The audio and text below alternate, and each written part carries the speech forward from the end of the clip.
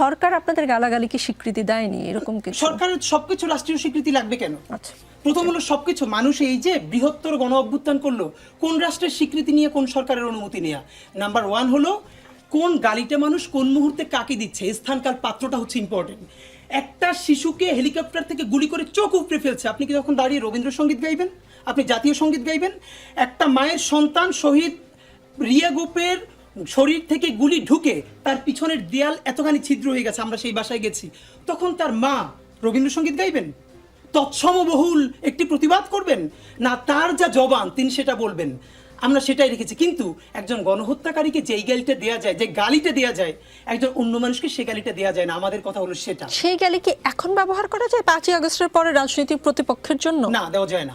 এটাই হলো আমাদের যে এই গালিগালগুলো যারা গণহত্যাকারী তাদের বিরুদ্ধে মানুষ ব্যবহার করেছে, আবার যারা গণহত্যা করবে তাদের জন্য তুলে রাখতে হবে, এটা আর অন্য কাউকে দেওয়া যাবে না।